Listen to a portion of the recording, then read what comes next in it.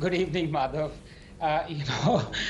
It's quite an incredible scene we are witnessing on your panel right now. We have someone from the Congress, someone, Mr. Razak, for example, and then someone from the BRS. They're fighting for the race to the bottom. They are competing against each other as to who is appeasing more. It's unbelievable. Do they even understand what the definition of secularism is? Let me tell them. The dictionary definition. Secularism means total separation of religion and state. Total. But what kind of secularism is this? Where the Telangana state government is now giving 17,000 imams rupees 5,000 per month, costing the exchequer 8.5 crores per month. This while it controls Hindu temples and leeches millions of them.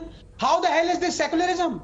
But perhaps in our country, secularism means... Mr. Ranganathan, even 10 Madhav, is this... Dinesh Chaudhary, you know, when you were asked to speak, you suddenly say the audio disappears and suddenly you start hearing again. Please now, I'm going to lower your fader, sir. Don't interrupt people like this. This is not done. Nobody else is doing this apart from you. When you are asked to speak and you are asked questions, you waste time. And now let others speak when they are given a chance. Dr. Anand Ranganathan. I waited for 20 minutes. I didn't interrupt even... Yes, please go ahead. Thank you. Can you please ask this gentleman, uncouth gentleman, to be quiet and wait for his turn to embarrass himself when it comes? Yes, Mr. Chaudhary, now please. I'll have to lower your fader. I'll have to lower your fader. Please calm down. Yes, Dr. Ranganathan. This is unbelievable. Yes, so as I was saying, how is it secularism that the present Telangana state government is given 17,000 imams rupees 5,000 per month? Ye kaisa secularism hai?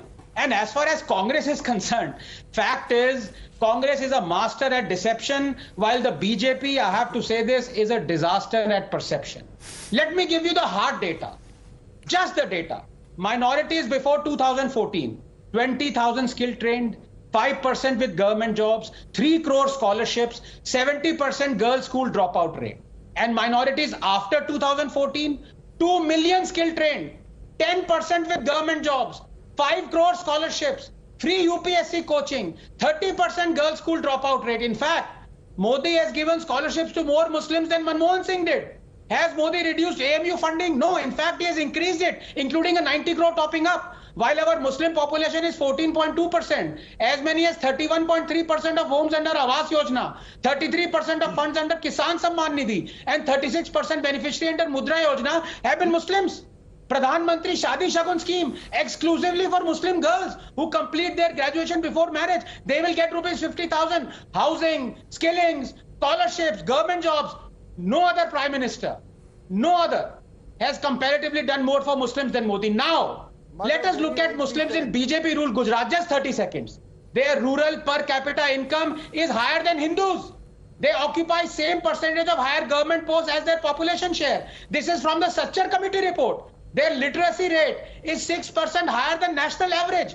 Muslims need to open their eyes and see Modi as a friend, not an enemy. Give him a chance and you will see. Okay.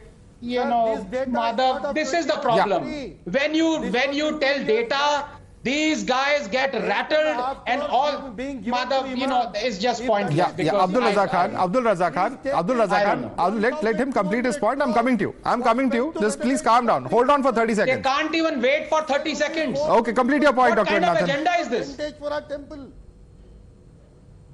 Madhav, can I please have... Yes, please go ahead. Floor is yours. Please go ahead.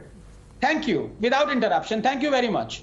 On the other hand, just 30 seconds. Let us look at the condition of Muslims in a state that has never been ruled by BJP, all right?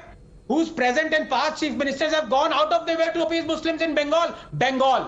In Bengal, Muslims are poorer than any other community, with their population growing twice the rate of Hindus. According to the periodic labor force survey, only 13% Bengali Muslims have regular salaried jobs. Figure for India is 22.1%.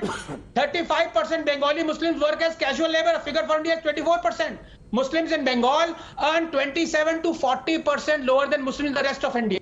Ye condition hai of non-BJP ruled state. I have already given you the condition of Muslims in Gujarat. What do you have to say to this?